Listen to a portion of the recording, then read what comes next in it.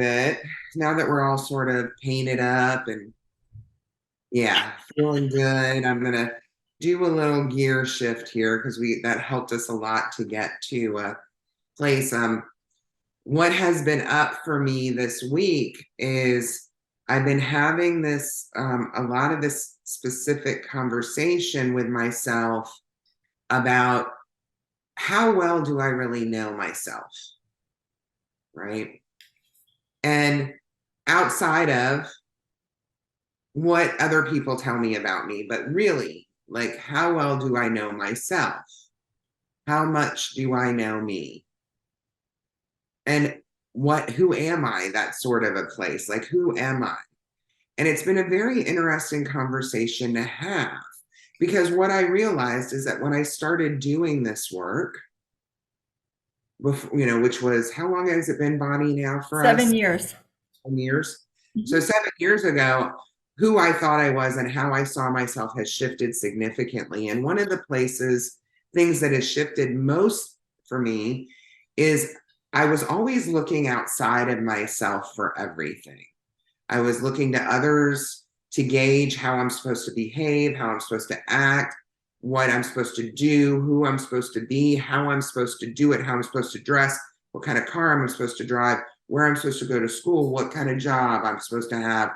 Everything was very much gauged based on information that I was getting outside of me.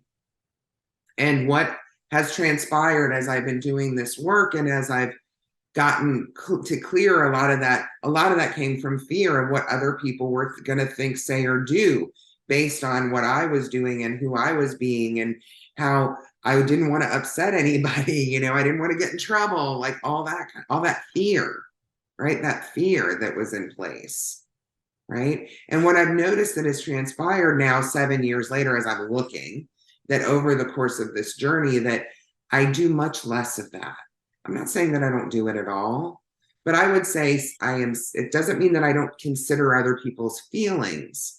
But what it means is that I'm looking to me, that I'm trusting me, and that I'm getting information now that my channels are clear. I know what I want and I'm okay. And I trust myself above all others much more than I ever have. And the biggest example is this house. Like, I knew I wanted this wallpaper. Like, the moment I saw it, I was like, I want that.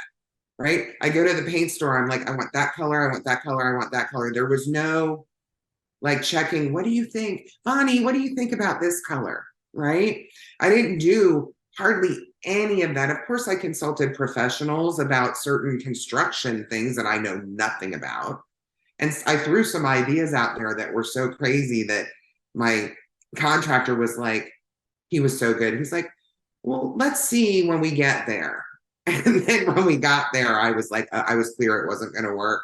But I had, so this is that place where I'm really like, I'm okay with throwing something really bizarre out there at somebody. And it's okay. And I got a lot of that from doing this work.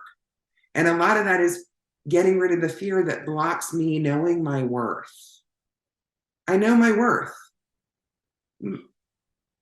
more some days than others, right? That's okay. But I also am aware that it's a lot of that's because I've cleared the fear, right?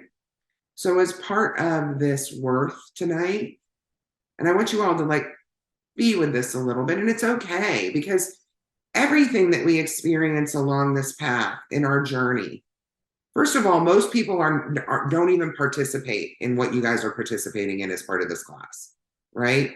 Like, to me, it is so, once I found this work, I'm like, it's my higher self has always been in charge and has never led me wrong. But it's really cool to be able as a personality to participate in it now. Mhm. More awareness, to have the clarity, and to be able to even look back and go, oh, that's what that was, right? So it's really fun to participate in, I think, with my personality. It's also super cool to know that my higher self's in charge because, right? I don't have to worry about it. I don't have to worry about it. My higher self's got me. There's nothing that I've ever done that was wrong, right? everything. And Bonnie and I were talking about this before class. I was totally unconscious going around doing, listening and being what I thought everybody else wanted me to be, but that was perfect. It was all part of my healing and teaching. It all led me to this place where I am right now. Right? So how can I be upset about it? Like, what is there to be upset about? And thank God my higher self guided me through all the things. And I always came out the other end. And everything always works out in the end. My higher self always had me, even at the times when my personality felt like I was in a hole. Right? But it got me here. Right. So this is that place to look at where we can heal more of that fear of not being worthy, of not being enough, that blocks us from knowing that we are worthy and that we are enough. So obviously, the first, but my hands went right here as I was talking about that, right? So this is that place. This is the place where I'm going to ask for my healing. I'm going to put my hand here and we're going to let the teams do these healings. So where are you all feeling this? As I've had that conversation, I can feel the energy in the container.